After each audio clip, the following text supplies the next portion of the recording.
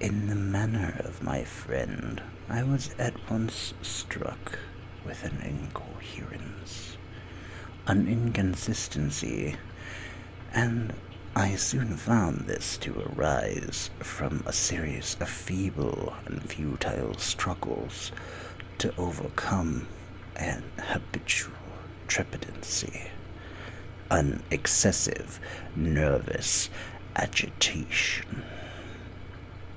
For something of this nature I had indeed been prepared, no less by his letter than by reminiscences of certain boyish traits, and by conclusions deduced from his peculiar physical conformation and temperament.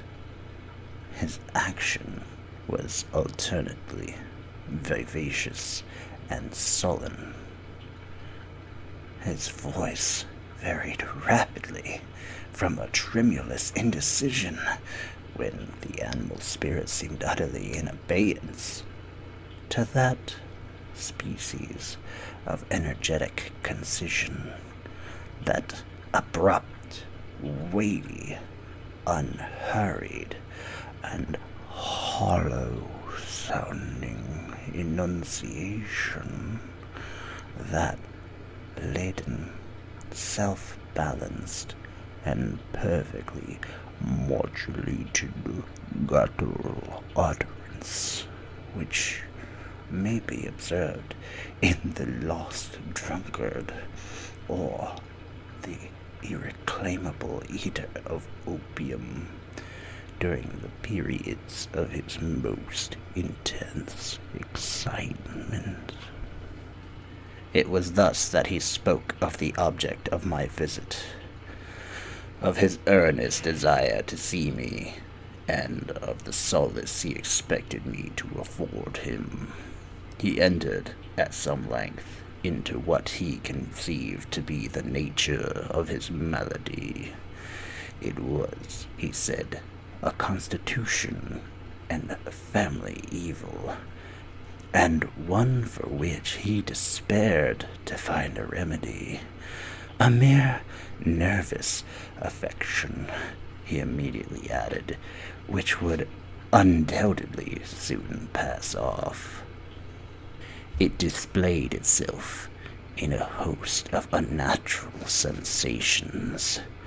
Some of these, as he detailed them, interested and bewildered me, although perhaps the terms and the general manner of the narration had their weight. He suffered much from a morbid acuteness of the senses. The most insipid food was alone endurable. He could wear only garments of certain texture. The odors of all flowers were oppressive. His eyes were tortured by even a faint light, and there were but peculiar sounds, and these from stringed instruments, which do not inspire him with horror. To an anomalous species of terror, I found him a bounden slave. "I shall perish," said he. "I must perish in this deplorable folly.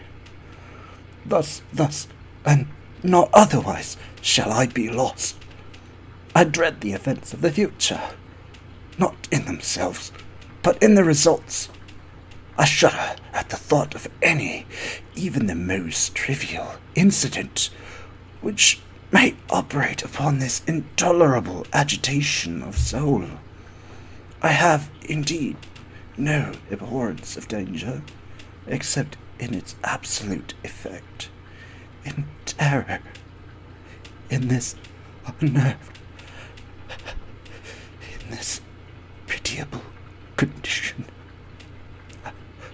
I fear that the period will sooner or later arrive when I must abandon life and reason altogether in some struggle with the grim phantasm